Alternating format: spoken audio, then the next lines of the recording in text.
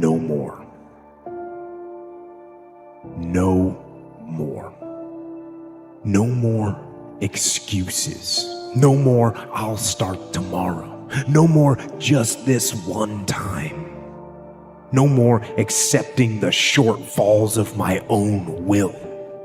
No more taking the easy road. No more bowing down to whatever unhealthy or unproductive thoughts that float through my mind. No. No more. Everything worthwhile is uphill. You see, every dream that you've ever had, it's all uphill. If you have a great relationship with somebody, you had to work on it. It's uphill. If you build a wonderful business, guess what? It was uphill. If you've made the right decisions, they're not easy, are they? It's uphill. And the only way that you can go uphill is to be intentional. Nobody ever accidentally went uphill. You've never talked to a successful person and said, how did you get to the top of the mountain? And then look at you and say, I have no idea. If they're at the top of the mountain, they know how they got there. Because they had to have effort. It took energy. It took time. Everything worthwhile is uphill. Life is always giving you a test, trying to give you a way out, trying to give you an excuse not to show up. This is my excuse today. But guess what? You gotta have the mentality to show up every day of your life. No matter what life throws at you. I don't care what you're going through, what life's throwing at you. It's your responsibility to find your new 100%. People always say, you gotta love the work. You gotta love what you do. You don't have to love what you do. You gotta get addicted to what you do. You gotta be addicted to winning. You cannot work short hours. You gotta work long hours. You gotta work smarter and you gotta work harder. It's the work that you put in, the time and effort, the dedication, the hours that nobody else saw here, the sacrifices. You have to be disciplined. You have to be obsessive. You have to be addicted to the result. The bigger your dream is, the harder the grind. You might have small beginnings. You might not have a lot of money. You might not have a lot of resources, but there's no excuse. And I need you to understand that the bigger your dream is, the earlier you're gonna have to get up. The longer you're gonna have to stay up. The more effort you're gonna have to put in. You have to fight for it every day. You have to climb for it every day. Doesn't come to you. It's not in 3 easy packages, and it's not the cure to overnight success. And the only way that you go uphill is by self-discipline. So listen to me very carefully. It's impossible for you to have continuous success without having self-discipline in your life. Now, self-discipline enables you to go uphill. You can't go uphill without self-discipline. Nobody will carry you uphill. Nobody can coach you uphill. Nobody can push you uphill. If you go uphill, you got to do it yourself. Most people know what they need to do, but very few actually do it. We spend a lot of time trying to figure out how to get better and way less time actually doing the work. It all comes down to how much you want it. Most people know what they want, but very few people want it bad enough to actually do something about it. So on the days where you don't feel like showing up, are you the kind of person to push past and keep going, or are you the one looking for an excuse to take a break? If you're going to try, go all the way. Otherwise, don't even start. If you're going to try, go all the way. This could mean losing girlfriends, wives, relatives, jobs, and maybe your mind. Go all the way. Isolation is the gift. All the others are a test of your endurance, of how much you really want to do it. And you'll do it, despite rejection and the worst odds. If you're going to try, go all the way. You're not all you could be, and there's pain in that. And there's the necessity for a certain amount of judgment about that, and even a certain amount of exclusion, because what you are that is insufficient, in some sense, should not be allowed to propagate further. But, here's some things about you that are virtuous and good, and they're pretty powerful, actually. And if you just made those more manifest, you could dispense with a lot of this immaturity and misery, and you could start walking this pathway that makes things better. And the thing is that as soon as you start walking the pathway that makes things better, then things immediately become better because your whole orientation changes. And, you know, if you're in a bad place, but you're escaping, that's pretty positive. I don't wait for the perfect moment. Usually the perfect moment is now. The right time to tell somebody that you love them when you feel it is right now. The right time to make that contact, right now. So I want to challenge you today. That call you need to make it now. That email you need to send it now. That chapter you need to write, that copy, that funnel, do it now. I love knocking things off the list because that creates momentum. And the more you do this, ironically, you will develop confidence in yourself to be able to attack things in the moment. Commit means to make it happen no matter what. See, when you make a commitment, I'm going to become wealthy. When you make it important, when you decide I'm going to do it no matter what, life changes for you. See, most people don't keep their commitments to their commitments. That's why they lead lives of poverty, lives of misery, lives of unhappiness. Sometimes it's about consistency. Just keep doing it and keep doing it and keep doing it and never stop and never give up and never quit. We all get what we tolerate in ourselves and other people. But when you're no longer willing to tolerate something, that's when your life changes. The difference in people is their standards, period. When you look at some of the most successful high performers, it might be tempting to say that they were born this way. They're talented, end of story. In fact, talent, while undeniably making life easier, is but one part of the equation. I used to be a shy and fearful person. However, my apparent misfortune turned out to be a source of strength because it provided a spark to introduce big changes in my life. By continuously pushing my comfort zone, I not only overcame social shyness and improved my communication skills, but also developed high self-confidence and overcame other fears in my life. I might not have been born with the talent to be a people person. I still prefer solitude to crowds, but with self-discipline and consistent work, I still achieved astounding results. Next time, before you complain that you don't have a talent for something or weren't born this way, remind yourself that self-discipline in many situations can more than make up for a lack of inborn traits. Life's easy when you live it the hard way, and hard if you try to live it the easy way. Self-discipline means living your life the hard way, resisting temptations and instant gratification in order to receive bigger and better rewards in the future.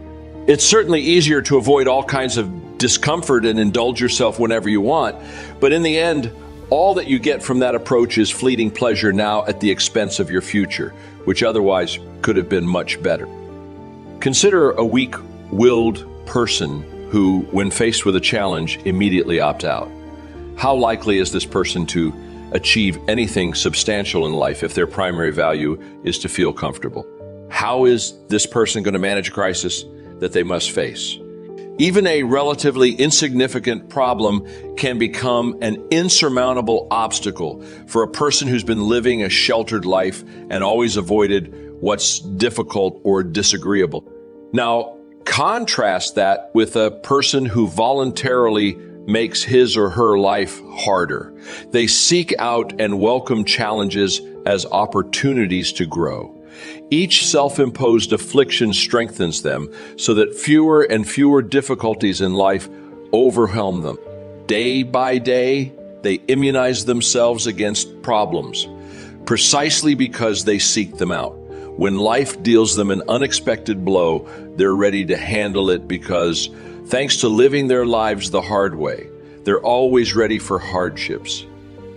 Your choices are made in a moment, but their consequences will transcend a lifetime. Humans have the capacity to act against their urges in exchange for a better future. Unfortunately, many people live by the principle of, if it feels good, do it, and if it doesn't, don't do it.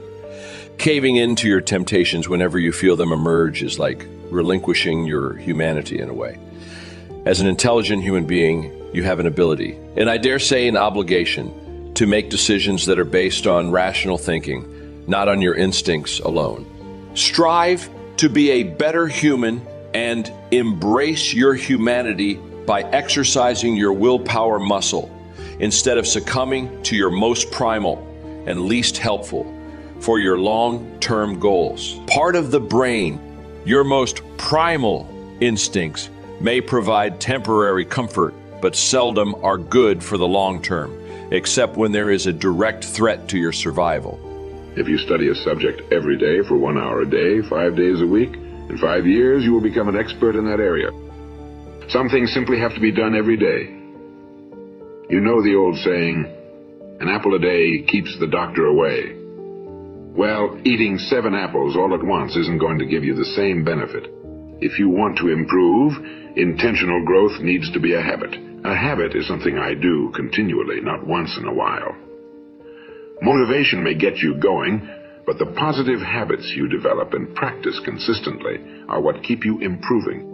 As I have worked to improve on a day-by-day basis, 2 words have helped me to stay on track. The first is intention. Every morning as I start my day, I intend to learn something that day. This develops a mindset in me to look for things that will help me improve. The other word is contemplation. Time alone is an essential for self-improvement. When I spend time thinking about my challenges, experiences, and observations, it allows me to gain perspective. I can evaluate any losses, and I can learn from them. Contemplation time by myself also gives me time to do positive self-talk. Motivational humorist Al Walker stated, "The most important words you will ever utter are those words we say to ourselves about ourselves when we are by ourselves." During these conversations, we can beat ourselves up and make ourselves feel really small, or we can learn and build ourselves up so that we become better.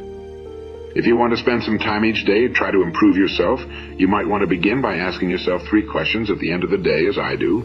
They are: what did I learn today? What spoke both to my heart and my head? How did I grow today? What touched my heart and affected my actions? What will I do differently?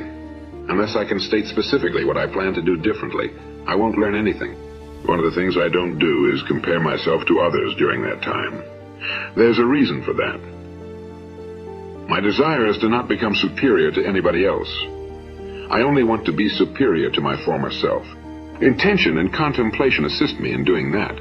Make improvement intentional. Improvement is within the reach of anyone, no matter how experienced or green, educated or ignorant, rich or poor. To start improving today, do these 3 things. Decide you are worth improving to improve yourself. You must believe you can improve. Author Dennis Whitley has a wonderful definition for personal development. He says that it is the conviction that there is value in your dreams. Personal development, he says, is the belief that you are worth the effort, time, and energy needed to develop yourself. It gives you permission to invest in yourself so you can develop your own potential. You can invest in yourself. You don't need anyone's dreams but your own. And you don't need to become anyone other than yourself at your best. The great philosopher Thomas Carlyle once wrote, "Let each become all that he was created, capable of being." I can't think of a better definition of success. Life challenges us every day to develop our capabilities to the fullest. We're successful when we reach for the highest. That's within us. When we give the best we have, life doesn't require us to always come out on top. It asks only that we do our best to improve at whatever level of experience we are currently on. Pick an area to improve. You will have plenty of time to improve other areas of your life. Focus on the one now that makes the most of your strengths and is closest to your sense of purpose. I'm suggesting you to spend an hour a day improving in that area. Then take it slow but steady. We always overestimate what we can get done in a day or a week, but we underestimate what we can get done in a year. Just imagine what you will be able to get done in 5 years. Find opportunities to improve in the wake of your losses. Focused, strategic improvement is important to success. But so is learning from our losses as they come. However, let me say this. Some lessons in life cannot wait. You must make the most of them when they occur. If you don't examine what went wrong while the details are fresh, you may lose the ability to learn the lesson. Besides, if you neglect to learn the lesson immediately, you may experience the loss again. Business professor George Knox said, "When you cease to be better, you cease to be good. When you stop growing, you cease to be useful. a weed in the garden of prosperity. We are what we are today because we were what we were yesterday, and our thoughts today determine our actions tomorrow. Those who learn from their losses give themselves that permission. As your friend, I give it to you also. Knowledge may come from study, but wisdom comes from learning and improving in the wake of your mistakes. I always try to remember that I am a work in progress. When I maintain that perspective, I realize that I don't have to be perfect. I don't have to have it all together. I don't need to try to have all the answers, and I don't need to learn everything in a day. When I make a mistake, it's not because I'm a failure or worthless. I just didn't do something right because I still haven't improved enough in some part of the process, and that motivates me to keep growing and improving. If I don't know something, it's an opportunity to try to improve in a new area. I'm in it for the long haul. I try to be like industrialist Ian McGregor, who said, I work on the same principle as people who train horses. You start with low fences, easily achieved goals, and work up. When I got started, my fences were embarrassingly low, but in time I was able to raise them. Today, I'm still raising them little by little. That's the only way I know how to keep improving. And I always want to keep doing that because improvement is the focus of learning.